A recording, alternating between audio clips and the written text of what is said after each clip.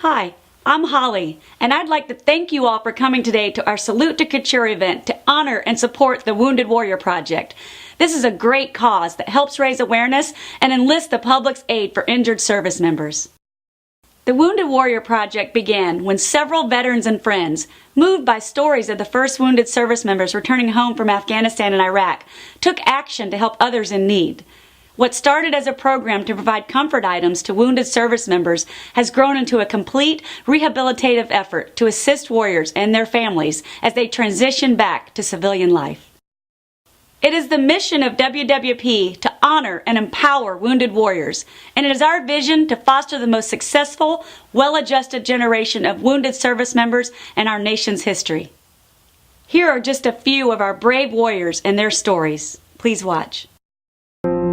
I was wounded November 7th, 04, and the way that occurred is a scout unit about a mile south of, or click south of us, 1,000 meters, got hit with a car bomb, a vehicle-borne IED. We reacted to that and opened up the southern gate of Baghdad International Airport for him, Camp Victory. And on our way back out on patrol, saw something that looked like a potential roadside bomb. We didn't know what it was. So we reacted to it as if it was a device, and they used that device as a decoy and ended up blowing one up about 10 feet from me once we were at a safe distance while I was dismounted walking by. Going through Walter Reed, my initial fear was the movie Born on 4th of July. Everybody's depressed, everybody's downtrodden. When you get there, if you've ever been to a military hospital, that's exact opposite. Everybody's in great spirits, and that helps you through the process. And the reason we're like that is we have a different perspective. I lost a leg, so a guy next to me lost 2 legs and an arm. So going through the recovery, you're there with people in the physical therapy, and hey, 1 leg, hey, 2 legs, and it's friends that you have, just making jokes with, having a good time, helping each other out. And it's a brotherhood. It's taking that esprit de corps from the military to the next level. I deployed in October 2004.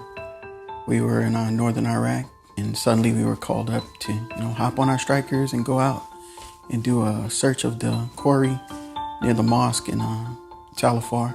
We found some weapons, stuff like that, and we were regrouping near the mosque to head on back to the forward operating base. And suddenly, just out of nowhere, a bomb went off, and I remember a tourniquet being put on my leg. So initially I knew right then, physically, it wasn't gonna be the same anymore. It was actually a coordinated search. It was a battalion-size operation from our forward operating base. I went down the center. I was a 27th vehicle in the 69 vehicle convoy. I saw some wires coming out of the sand, and I told my driver just a couple seconds. I said IED. The IED basically evaporated the rear half of my vehicle, and after the improvised explosive device went off, I got out of my vehicle. There was a firefight that carried out for 57 minutes before I was able to get evacuated, and during that time I was shot 3 times as well before they were able to evacuate me safely. Giving back to these special men and women who have fought to keep our country safe is simple. Just scan my QR code now with your smartphone to make a donation in any amount you're comfortable with. No donation is too small.